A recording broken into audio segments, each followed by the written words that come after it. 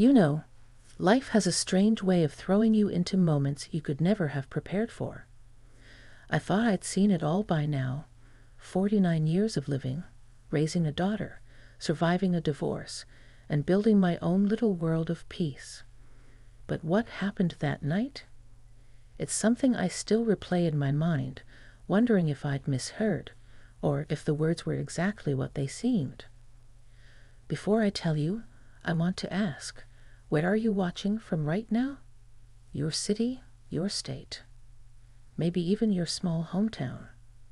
I'm curious, because I have a feeling, no matter where you are, you'll feel what I felt. It all started on a Thursday evening. My daughter Emily had invited her boyfriend, Paul, over for dinner.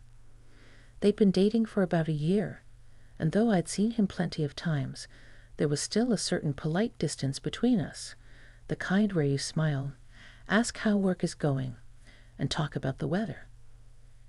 That night I had made roast chicken with rosemary and garlic, mashed potatoes, and green beans sautéed in butter. The kitchen was warm from the oven, the scent filling every corner of the house. Outside, rain pattered against the windows, soft but steady, the kind of sound that makes you want to stay inside, barefoot, with a mug of tea. Emily was running late from work, but Paul had shown up early. He'd knocked on the door with his usual easy smile, holding a small bouquet of daisies. "These are for you, Michelle," he said, his voice gentle but certain. I thanked him, placing the flowers in a vase. "Emily should be here soon," I said. "You can make yourself comfortable in the living room. Dinner's almost ready." We talked casually as I moved around the kitchen, him leaning on the counter, me checking the chicken, stirring the potatoes. There was something relaxed in his posture that I hadn't noticed before, a warmth in the way he looked at me when I spoke. "You've got a really cozy home," he said, glancing around. "Thank you," I replied, smiling. "It's nothing fancy, but it's mine. Every little thing here has a story." The rain outside grew heavier, the occasional rumble of thunder making the lights flicker. I was just about to ask him if he wanted something to drink when I felt him step a little closer. His voice dropped, just enough that it almost got lost under the sound of the storm. "Michelle," he said quietly, his eyes meeting mine. "There's something I've been meaning to tell you." I froze for just a second, not because of the words, but because of the way he said them, like it had been sitting in his chest for weeks. My fingers tightened around the wooden spoon I was holding. "What is it?" I asked, my tone even, though my heartbeat had quickened. His gaze didn't waver. He leaned in slightly, his voice barely more than a whisper. And that's when he said it, the sentence that lodged itself in my mind and refused to leave. The words were unexpected. Not inappropriate, but deeply personal. They carried a weight that made the air between us feel charged, like the moment just before lightning strikes. My mind scrambled for how to respond, but before I could, the sound of the front door opening broke the moment. Emily's voice rang through the house. "Hi, I'm home." She came into the kitchen, shaking off her umbrella, smiling at Paul, then at me. "Mum, smells amazing in here." I managed to smile, hiding the storm inside me. "Dinner's ready. Let's eat." The three of us sat down at the table. Conversation flowed easily, at least for them. I smiled when I needed to, laughed when something was funny, but all the while, those whispered words replayed in my head. After dinner, Emily went upstairs to take a shower, leaving Paul and me in the living room. He didn't say anything more about what he'd whispered, and I didn't ask. But the way he glanced at me, as if he knew I was still thinking about it, only deepened the pull of the moment. When he left that night, he paused at the door, his hand on the frame. "Good night, Michelle," he said softly, his eyes lingering just a moment longer than they needed to.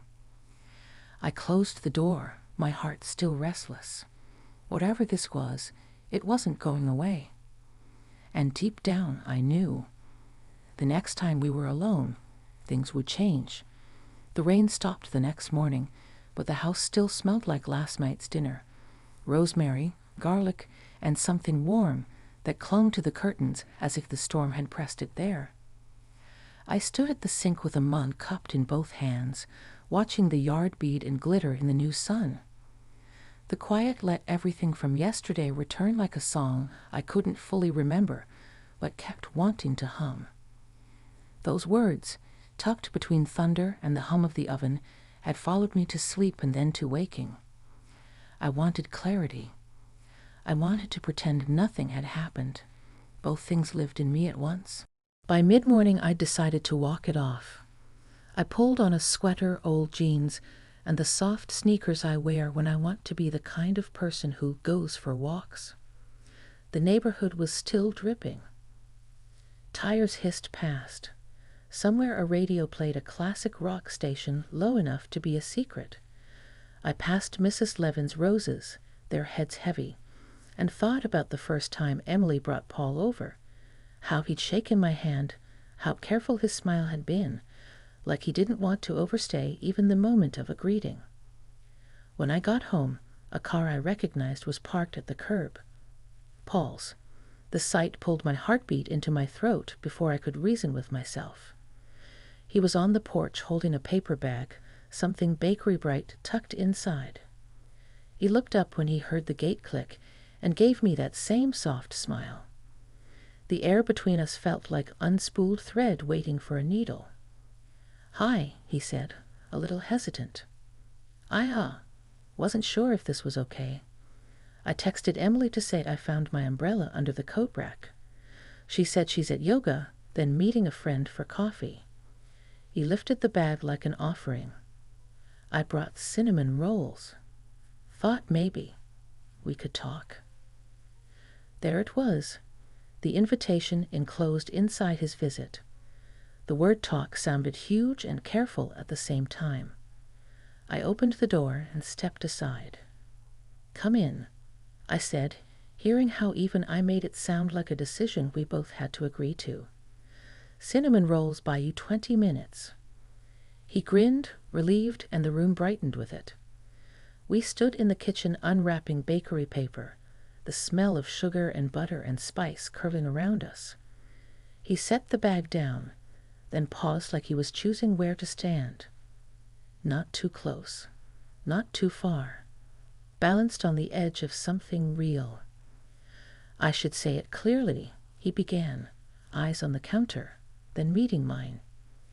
"Last night I wanted to tell you something, and I picked the worst possible moment. I don't want to be cryptic or disrespectful to anyone, especially not Emily, or you." The steadiness in his voice surprised me. It wasn't a confession trying to break through locked doors. It was a careful knocking. I nodded. "Go on." He exhaled, leaned his palms on the counter. "I want to ask Emily to marry me." The words landed with a clean, startling honesty that made the room feel bigger. For one long second, I thought I'd misheard last night because I'd been bracing for something messier. Then I felt heat behind my eyes and had to blink hard. My daughter. Marriage. A ring I hadn't seen yet, a life I could only begin to imagine for her. The cinnamon rolls sat between us like witnesses to a new chapter. "That's unexpected," I said, letting the truth be what it was. But not in a bad way. I steadied my hands on the edge of the counter the way he had. "She loves you, I can tell, and you love her." "I do." His certainty was simple, not the kind that tries to convince, but the kind that stands on both feet. "I love the way she thinks, the way she takes up space with her ideas, the way she gets quiet when she's reading and then laughs at a sentence like it told her a secret. I love how she is with you, too. I've never seen a mother and daughter who fight fairly, who apologize, who come back to the room. I felt that line settle in my chest like a hand laid there. Something tender untied itself inside me. We didn't always, I said. We learned. Paul nodded, then chewed on his lip, worry returning to his face. That's the other part of what I wanted to say. I'm asking for your blessing and your advice. I don't want to rush her. I don't want to make her feel boxed in. She's told me stories about your marriage to her dad, how you felt yourself getting small without noticing until you were almost gone. I don't ever want her to feel that with me. I'd rather wait forever than watch her shrink. My throat tightened at the gentleness of it. If his whisper last night had been a spark, this was a steady flame, and it warmed the corners of the kitchen I hadn't noticed were cold. I pulled out 2 plates, cut the pastries, and we ate while the house listened. Butter flaked onto the counter. He brushed it into a neat pile, and we both laughed quietly at the domesticity of it. I want to show you something, he said after a moment, reaching into his jacket pocket. He brought out a small velvet box and held it in his palm. He didn't open it yet, as if the object itself might change the moment too quickly. Her grandmother's ring on her dad's side. He gave it to me last week. Said, if you're serious, you'll do right by it. I'm serious, Michelle. I want to do right. I looked at the box and the boy. No, the man, holding it. An image flashed across my mind. Emily at 6 with her hair in 2 crooked braids, asking if clouds ever got tired of holding rain. Emily at 13, standing in the kitchen doorway angry and bright, telling me she wished I'd leave her alone. Emily at 23, coming home shaken from a first job and letting me talk her through the kind of resilience no one puts on a resume. My girl had become someone brave enough to love. My girl had chosen someone who knew how to ask for help. You're asking me for my blessing, I said, setting down my fork. But what you're really asking is how to carry her heart. He nodded. Yes. Then here's what I know, I said, feeling the words gather themselves, calm and solid. Love isn't a shelter you build once and admire from the street. It's maintenance. It's checking for leaks when the forecast is clear. It's naming the draft crawling under the door and deciding together whether to seal it or sit in sweaters. It's listening to the story under the complaint. It's the courage to say, that hurt, without making it a verdict. He breathed out a laugh that sounded like relief. I can do maintenance. I think you already are, I said, and finally I opened the box. The ring was simple, an oval stone with a gentle glow, the kind of peace that doesn't shout. I imagined it on Emily's hand, catching the light as she reached across a table, a life gathering around it in a quiet circle. We made coffee. He asked me what kind of proposal would make Emily feel most herself. I told him the public displays that go viral would turn her into an actor in her own moment, and she hated that. I told him she loved places with a relationship to time. Used bookstores, old trees, anything that had endured. He said he'd thought about the arboretum where they sometimes walked on Sundays, the little bench by the pond that always had a few fallen leaves floating like letters that never found their addresses. She once told me that bench felt like an old friend, he said, like it listened without interrupting. Then that's the place, I said. But afterward, bring her here. Let the first door she walks through as a fiancé be one that already loves her. His eyes warmed. I was hoping you'd say that. We planned in small, practical steps. He would ask her next Saturday at dusk. I would make dinner that could sit warm without fuss, baked ziti, a salad with peaches, the good bread. I'd pick up a small cake from the bakery, where the woman always tucks in an extra cookie by mistake. We would give the moment room to breathe. Before he left, Paul stood at the doorway with his hand on the frame, the way he had the night before. but everything in him had shifted. It wasn't a lingering now. It was a promise to return. "Thank you," he said. "Not just for saying yes, for trusting me with your stories." "Thank you for asking," I replied. "For trusting me with yours." When the door clicked shut, the house sighed into its own familiar quiet.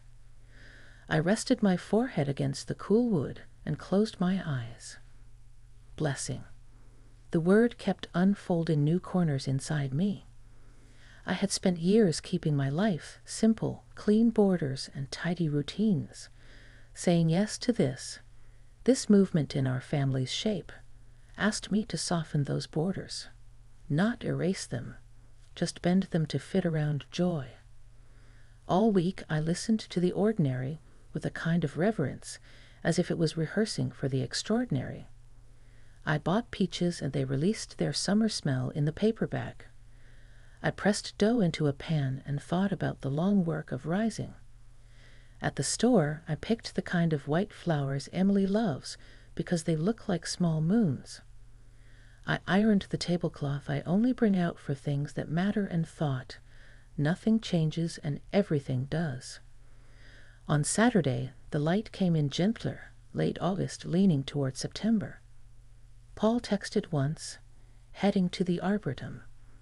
Then again 40 minutes later, she said yes. 3 words. My knees actually went weak the way people write in books, and you assume they're exaggerating. I put the ziti in the oven, checked the salad, then put the flowers in water and had to turn away because my face wouldn't stop smiling. When the gate clicked, I met them on the porch. Emily's eyes were red and shining in the way that says I cried, and I'm not sorry. She held out her left hand the way a child offers a found treasure, proud and a little disbelieving. The ring caught the afternoon and threw it back soft as a sigh. I hugged her. Then I hugged him. I don't know who said congratulations first. It was the sort of word that went around the room saying itself to everything. Dinner wasn't careful anymore. It was laughter loud and elbow bumping. The kind of eating where everyone reaches and no one apologizes because the reaching is part of the celebration. Emily told the story in her voice, how Paul had walked her to the bench and sat with his hands shaking just enough for her to notice, how a duck paddled by like a chaperone from a funny old movie. How he'd said, "I can't promise we won't argue, but I can promise we'll always come back to the room." How she'd said yes before he finished asking, then told him to keep talking because she liked the sound of him trying. "Mom," she said, turning to me, "he asked for your blessing, didn't he?" I looked at Paul, and he met my eyes without flinching. There was no secret left to protect. There was only the joy of saying the truth out loud. "He did," I said, and I gave it. My voice came out steadier than I felt. There was a quiver of something like awe underneath. "I told him I wanted you to love like a house that keeps the lights on when a storm hits." Emily reached across the table and squeezed my hand. "You taught me that," she said. "You kept the lights on." After cake, vanilla with raspberry filling, a smudge of frosting on Paul's lip that Emily wiped with her thumb without even noticing she was doing it. They lingered. The house had shifted around us, subtle but real, like furniture moved half an inch so the room flows better, and you can't remember how it was before. We ended up in the living room. Emily tucked her legs under herself. Paul sat forward on the edge of the couch cushion as if leaning into the future. We talked about nothing and everything, leases and timelines, and whether the wedding should be under trees or under lights. Who'd cry first? Me, no contest. What it means to be 2 people building a third thing neither could make alone. At some point, Paul stood to help me in the kitchen. The plates clinked a quiet applause in the sink. He turned the faucet down low, as if the water should speak softly too. "There's something else I wanted to say," he murmured. "About last night." I waited. I didn't say it then because I was afraid it would be misunderstood, he said carefully. When I whispered to you in the kitchen, what I wanted to say was, I've never done anything this important, and I'm scared. I wanted your blessing, yes, but I also wanted your steadiness. You have this way of making rooms feel honest. I thought, if I could be brave enough to say it to you, I'd be brave enough to say it to her. The faucet ran, the window over the sink turned dusk into a color the house could wear. I set down the towel and laid a hand on the edge of the counter between us, the same spot where his velvet box had rested. It was unexpected, I said, letting a smile reach my voice. But I think you did it just right. He looked up, eyes bright. Thank you, Michelle. After they left, the night opened wide and quiet again. I walked through the rooms in that casual, aimless drift you do after a good gathering, picking up glasses, smoothing a corner of the tablecloth, extinguishing candles with a whisper. I found a white flower petal on the floor and set it on the windowsill. The house felt taller somehow, as if it had grown to hold a larger story. I made tea and sat at the kitchen table where last night's whisper had turned into this night's answer.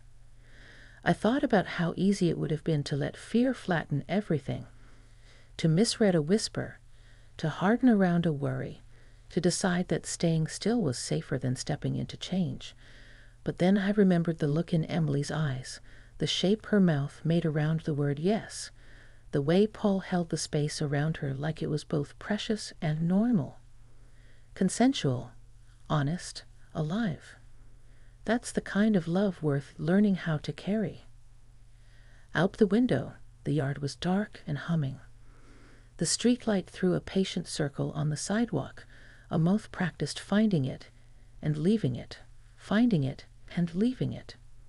In the far house on the corner, someone's television flickered blue, a story unfolding for someone I'd never meet. I wrapped my hands around the mug and let the steam touch my face. My daughter's future had knocked, and I had opened the door. The unexpected whisper had become a vow said in the right ear. And me? I felt taller too, not because my life had been replaced, but because it had been asked to hold more. Before I turned off the light, I texted Emily. Proud of you, I wrote. Then, as if we were two women the same age walking home together after a long talk, I added, remember to keep coming back to the room. I set my phone down and stood for a moment in the middle of the kitchen, listening to the house breathe around me. I thought of the bench by the pond, of leaves that looked like letters without addresses, and I understood something I hadn't known I was waiting to learn. Sometimes the words we don't expect turn out to be the ones the heart has been preparing space for all along.